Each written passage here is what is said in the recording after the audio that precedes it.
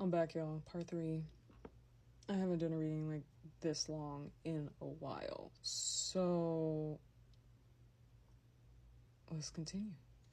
Let's see what else is supposed to be said to you.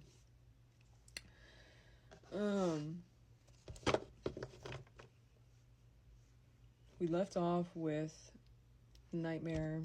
Talked about how this person's already in their head. The Nine of Swords energy is literally matching the Nightmare energy.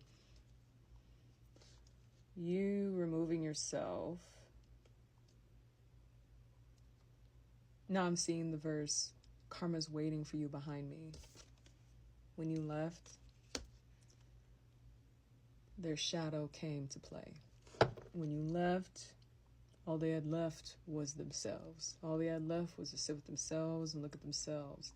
Usually that's literally what a person has left to look at whenever they are done with a connection, conversation, conflict. Is themselves.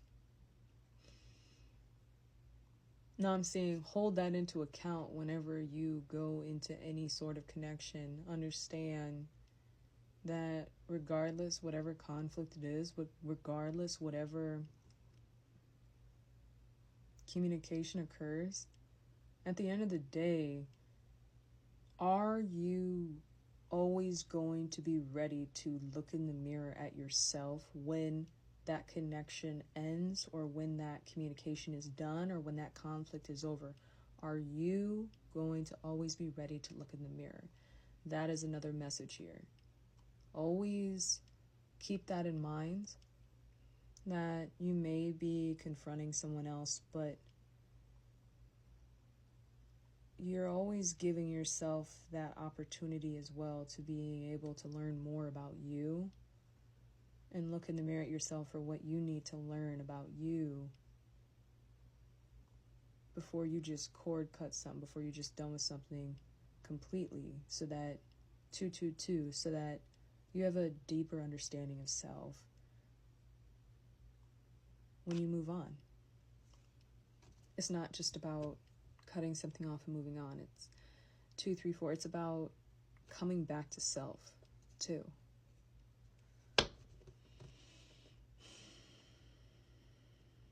To only look at something and decide to cut it off, one into connection that you're in a conflict with. I saw the words ego response. So it's very easy to jump straight into protective mode. You want to just say, fuck it, I'm done. I'm going to walk away. I'm going to go nuclear and just shut it all down completely. No. Sometimes it's not about always doing that. Sometimes it's about taking a step back. Yes, removing yourself, but not just cutting something before you look at yourself. Because that's the whole point of connections, is they teach you more about yourself. Even if they're not going to be a connection that you're going to continue growing with, or you're going to continue to have in your life. Every connection we run into is a form of an opportunity of teaching us further about us. So, just keep that in mind. I have 3 wands that came out sideways. A position of indecision.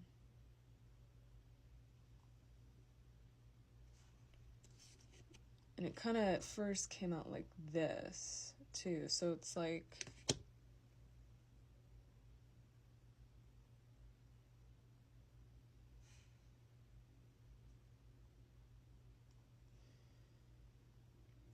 you guys may also be coming out of a space of maybe your own internal reflection or deep thinking. 444.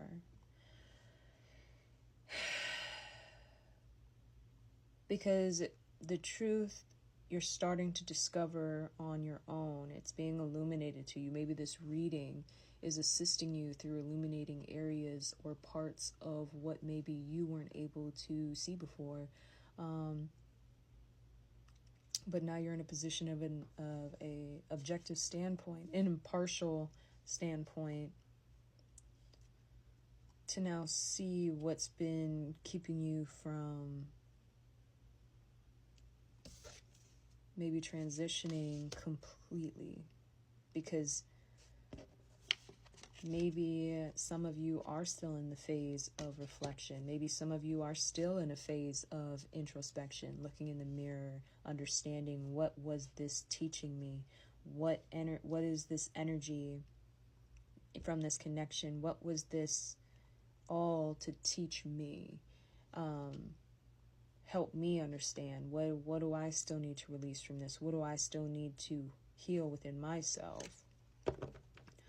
Because I'm seeing the King of Wands, the Phoenix at the bottom. So like you're going through your own transformation through this reflection, if you are still in a state of reflection and shadow work. So this reading could also be for you guys as well, not just only for people who have already done the work and cut the cord and have moved on, but also people who may be still in that transition of it. Good for you guys. This is not easy. You guys could still be in a state of grieving, the connection also. But just know, like, you know, this is not meant to be rushed. It's meant to be seen as more like a marathon. So regardless which point you're at, just know you're opening a new reality for yourself because you're doing this.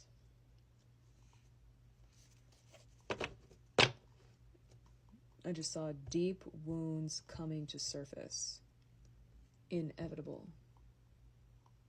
So you were going to face this regardless. It was just a matter of time.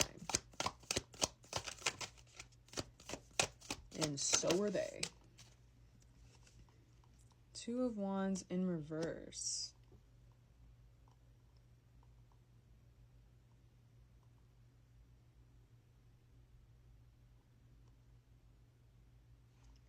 This is just kind of like, I'm getting like this is confirming that this was keeping you from making a decision to